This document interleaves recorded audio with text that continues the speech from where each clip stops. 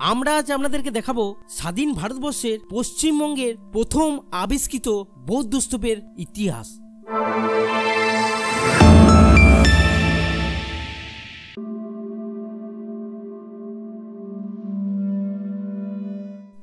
এই বৌদ্ধ স্তূপটি অবস্থিত পূর্ব বর্ধমান জেলার গলসি ১ নং ব্লকের চাকতেতুল গ্রাম পঞ্চায়েতের ভরতপুর গ্রামে।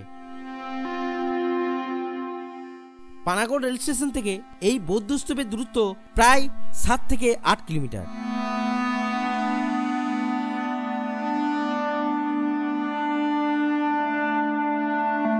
দামোদর নদীর পাড়ে অবহেলিত অযত্নে অবস্থান করছে প্রাচীন এই ইতিহাসের সৌধটি। তবে ভারতবর্ষের পুরাতাত্ত্বিক বিভাগ এই জায়গাটিকে সংরক্ষিত এলাকা হিসেবে ঘোষণা করেছেন। ভারতীয় পুরাতাত্ত্বিক বিভাগের সূত্রে জানা যায়, ধর্মীয় আচরণ পালনের জন্য ও ধ্যানের জায়গা হিসেবে এই বৌদ্ধ স্তূপটি গড়ে উঠেছিল। স্থানীয় সূত্রে জানা যায়, এই গ্রামের মানুষেরাই প্রথম আবিষ্কার করেন মাটির নিচে থাকা প্রাচীন এই বৌদ্ধ স্তূপটিকে। পরে ১৯৭১ ও ১৯৭৪ সালে দুইবার খনন কার্য চালিয়ে ভারতীয় পুরাতাত্ত্বিক বিভাগ ও বর্ধমান বিশ্ববিদ্যালয়ের পরিচালনায় এই বৌদ্ধ স্তূপের অস্তিত্ব জানা যায়।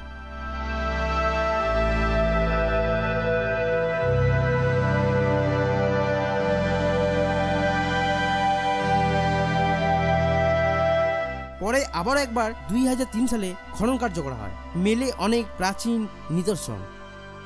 ধারণা করা হয় পাল যুগের সময় তৈরি করা হয়েছিল এই বৌদ্ধ স্তূপটি।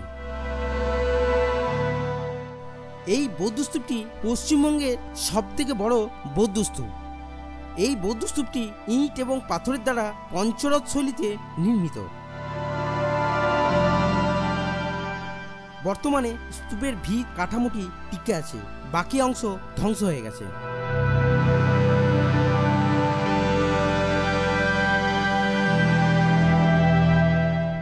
ঐতিহাসিকরা মনে করেন প্রাচীন এই বৌদ্ধ স্তূপটি সম্ভবত কোনো বড় বৌদ্ধ বিহারের অংশ ছিল। একদিনের ছুটিতে প্রাচীন ইতিহাসের এই বৌদ্ধ স্তূপটি ঘুরে যেতেই পারেন। প্রাচীন এই বৌদ্ধ স্তূপটি দেখতে হলে কি দেখবেন? এই স্তূপের ৫ কিলোমিটার দূরেই রয়েছে রন্ডিয়া ড্যাম, এটিও ঘুরে যাবেন। আই বাটন এবং ডেসক্রিপশনে রন্ডিয়া ড্যামের ভিডিওর লিঙ্ক দেওয়া আছে, দয়া করে দেখে নেবেন। রন্ডিয়া ড্যামের ৪ কিলোমিটার দূরত্বেই রয়েছে বেহুলা পীঠ, এই স্থানটিও দর্শন করে যেতে পারেন। আই বাটন এবং ডেসক্রিপশনে বেহুলা পীঠের ভিডিও দেওয়া আছে, দয়া করে দেখে নেবেন। রন্ডিয়া ছাড়া এই দুটি স্থানে থাকা, খাওয়া ও যানবাহনের খুব একটা ভালো ব্যবস্থা নেই। কেমন লাগলো আজকের এই ভিডিওটি? কমেন্ট বক্সে অবশ্যই কমেন্ট করে জানাবেন। দেখা হচ্ছে আবার পরবর্তী ভিডিওতে। আজ এখানেই, নমস্কার।